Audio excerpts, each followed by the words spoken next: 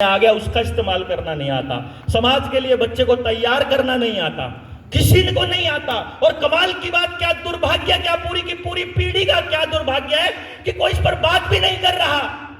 किसी मास्टर को नहीं पढ़ी, किसी प्रिंसिपल को नहीं पढ़ी, किसी नेता को नहीं पढ़ी, किसी को नहीं पढ़ी। कुछ समाज से भी बने फिरते हैं, मैंने इतने बच्चों को पढ़ा दिया। अरे पढ़ा दिया, पढ़ा के क्या किया तुमने?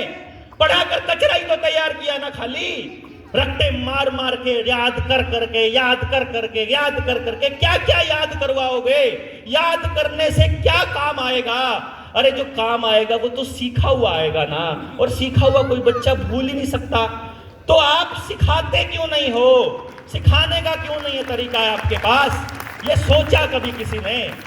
सबको बस याद करवाना है तो भेज दे, जितना आपकी पॉकेट अलाउ करती हो वैसे स्कूल में भेजोगे, जितना ट्यूशन अलाउ करेगा वो स्कूल में भेजोगे।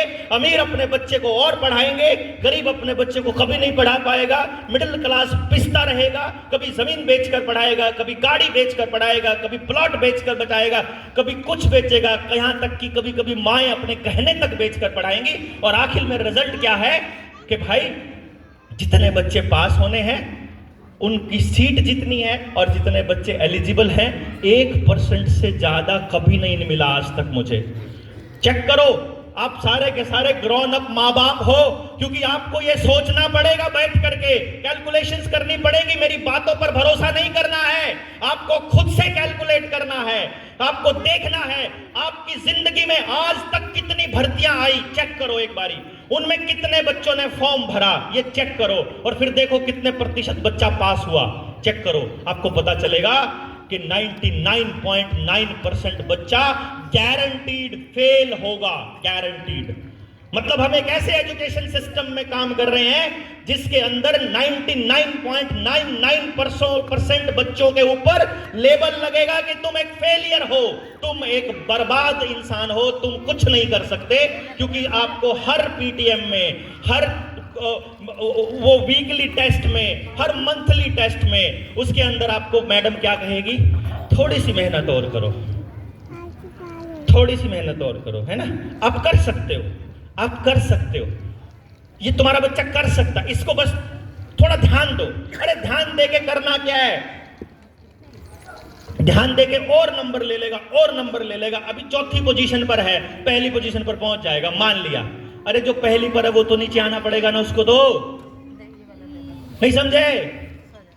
मेरा बच्चा केवल तब कामयाब हो सकता है जब आप सबका बच्चा कामयाब ना हो। ये नियम है इस पढ़ाई में, इस पढ़ाई में ये नियम है। मैंने एक केस देखा था, उस दिन मुझे ये समझ में आया कि एजुकेशन सिस्टम क्या कर रहा है।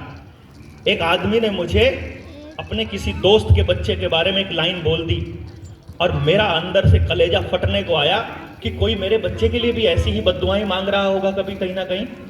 क्या था मालूम है? दो दोस्तों की शादी हुई बिल्कुल एक हफ्ते के अंतराल में, उनके बच्चे भी एक हफ्ते 10 दिन के अंतराल में पैदा हुए। दोनों दोस्त पक्के थे, बचपन के दोस्त। दोनों के बच्चे बड़े हुए, सेम स्कूल में पढ़े, सेम क्लास में पढ़े, साथ खेले, भाइयों की तरह रहते थे, बिल्कुल सब काम एक साथ मिलकर करते थे।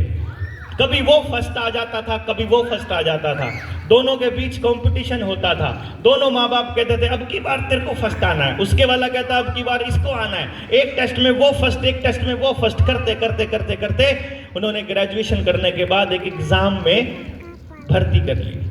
तहसीलदार का एग्जाम था, पोस्ट सारी 4 थी, जिनमें से कुछ मतलब रिजर्व थी। जो पोस्ट बची वो मात्र एक पोस्ट बची लास्ट में। और कमाल की बात यह है कि इंटरव्यू पे जो पहुंचे वो दोनों ही बच्चे पहुंचे। सोचो, वो दोनों के दोनों दोस्त जो बचपन से दोस्त थे, क्या कभी ये सोच पाए होंगे कि उसके वाले का हो जाए, या ये कहा होगा कि मेरे वाले का हो जाए? क्या कहा होगा? मेरे वाले का हो जाए का मतलब यह है कि उसके वाले का ना हो। इस मेरे वाले के होने का मतलब है कि उसके वाले का ना हो। अर्थात वो ये इंतजार करेगा कि किसी तरह से उसका इंटरव्यू कैंसिल हो जाए, किसी तरह इंटरव्यू के दिन वो बीमार पड़ जाए, किसी तरह इंटरव्यू के दिन उसका नुकसान हो जाए, यही तो इंतजार करेगा ना। अरे भाई जिसका काम ऐसे चलता है, सोचो मैंने 1 करोड़ रुपया डॉक्टर बनने के लिए MBBS करी है कि नहीं, 1 करोड़ रुपया लिया लग गया। अब मुझे अस्पताल खोलने के लिए कर्जा लेकर के अब मुझे वो भी करना है, बोले तो अस्पताल खोलना है, खोल लिया अस्पताल। इसमें डॉक्टर्स की, कंपाउंडर्स की, सबकी सैलरी देनी है, नर्सिस की, तो पैसा कमाना पड़ेगा। अब पैसा कमाना पड़ेगा तो इलाज से अगर पैसा कमाना है, इलाज कैसे होता है, जब कोई बीमार होता है तो वो तो सुबह सुबह जब धूप बत्ती कर रहा हो तो वो तो ऐसे कर रहा होगा ना, हे भगवान सबकी किडनी फेल हो जाए, सबको हार्ट अटैक आ जाए, सबके घुटने खराब हो जाए, सब बीमार पड़े रहें, सबके यहाँ डिप्रेशन हो, सारा परिवार खराब हो जाए, ऐसे ही बोलेगा ना। वो ऐसे बोल ही नहीं सकता कि सारा देश सुरक्षित रहे, सभी स्वस्थ रहें, सभी हेल्दी रहें, वो बोल ही नहीं सकता भाई, क्योंकि आपकी बर्बादी में ही उसकी आबादी है। उसका कर्जा तब कटेगा जब आपकी बर्बादी होगी।